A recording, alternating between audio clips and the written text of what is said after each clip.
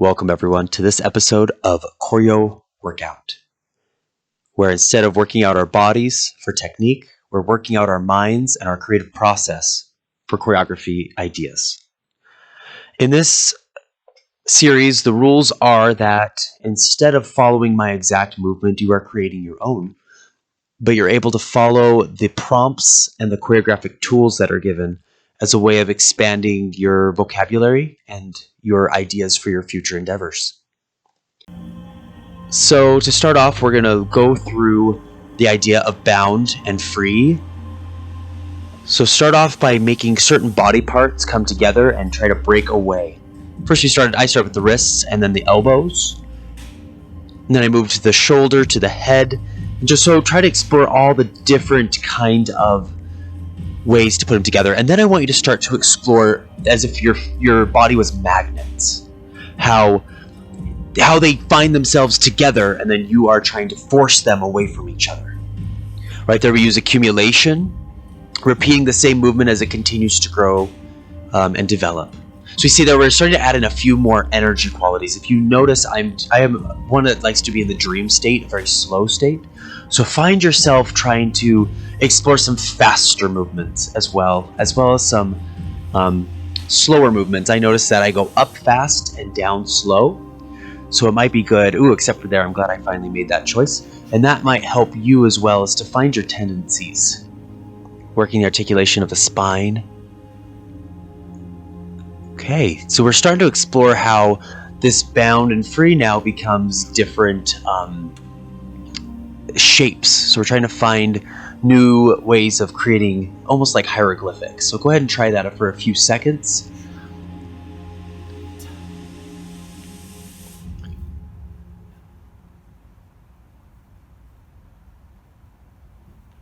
Good, and while I was working on this piece and working on this improvisation, I found myself really enjoying the play and the movement with the floor space. It's good to remember that we as choreographers can create layers. Right here, I'm trying to develop what ensemble members might be doing behind a soloist, facing different directions, facing back, while the soloist is doing some more intricate movement in front. I'm really appreciating this idea of symmetry, almost like a kaleidoscope, and using waves, using each dancer in different like popcorn cannons or in a wave or in a ripple across the stage might really create a nice ambience behind a duet or a trio.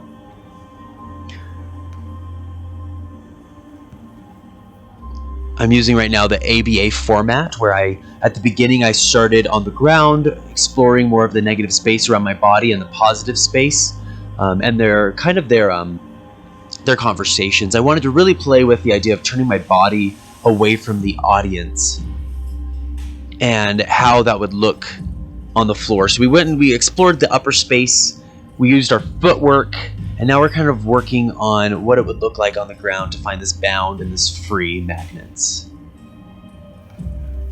Let's go ahead and take some time for that.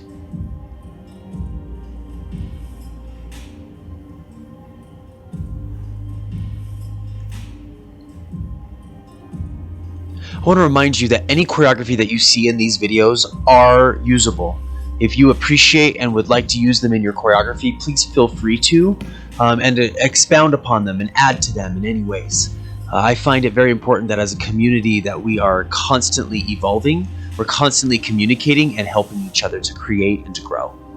I wanted to play with the idea of momentum here, the bound and the free within the diagonal planes from Laban movement analysis. So you see I'm trying to find, I didn't do the diagonal, I did actually part of the A scale there. The idea is that you want to find different pockets of energy that you are reaching your whole body toward and juxtapose it by having your momentum go in the opposite direction. If you see there, I am pulling through my hand and then I'm pulling through my foot through that last turn.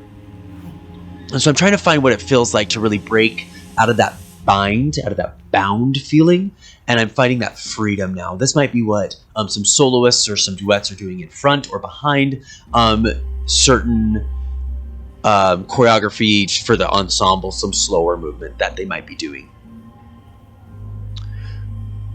I am a very typical scatter gatherer, where I open and close around my core and around my chest.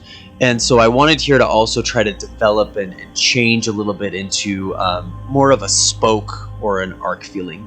You notice I'm trying to do a reveal and a closing as well. And I want here for you to find what kind of movement quality you find from this, and just let it speak to you. Maybe this is just an improvisation you need for the moment, or maybe this is something that'll build into an entire piece. I'm adding in back in that that curve, that wave that I did at the beginning.